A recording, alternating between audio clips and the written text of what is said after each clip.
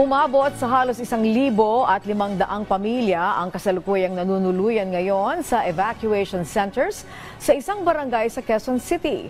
Bunsod yan ang halos lampas bahay na pagbaha dahil sa pananalasa ng bagyong Enteng. Si Bien Manalo sa sentro ng balita. Mangiyak-ngiyak si Melanie Orencio nang ikwento sa amin ang nangyari sa kanyang mister sa kasagsagan ng bagyo. Nahulog kasi mula sa bubong ng kanilang bahay sa Tumana ang kanyang asawa. Habang isinasalba ang kanilang mga gamit, napuruhan siya sa bandang leeg. Sabi ko, yan mo naman yung mga gamit. Kesa buhay mo, sabi. Yun. Matigas kasi siring ulo ng asawa ko. Di sila sumusunod. Kasi nangingina siya ka ito, nakaganon lang. Kasama ni Melanie ang kanyang 4 na anak na lumikas sa evacuation center. Kaya panawagan niya. Yung bahay ko, sir, yung saig, nung Ulysses Pacarina hanggang ngayon.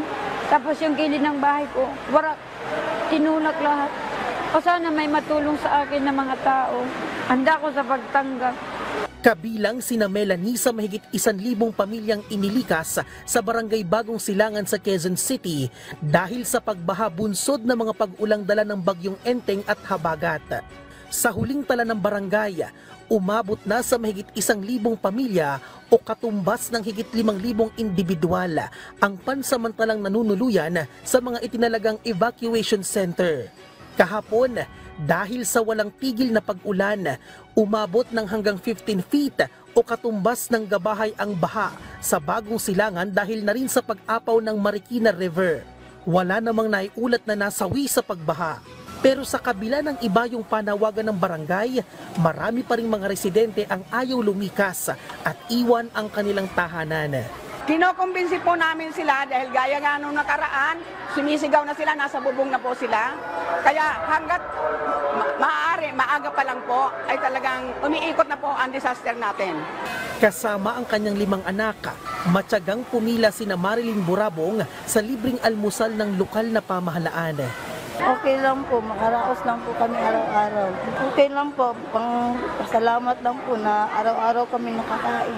Patuloy naman ang pagdating ng tulong mula sa lokal na pamahalaan at iba't ibang organisasyon.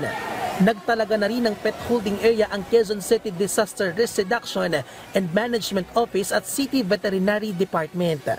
Tuwing trahedya, ganito po nangyayari sa amin. Kaya ang hirap po talaga dito sa Barangay Bagong Silangan.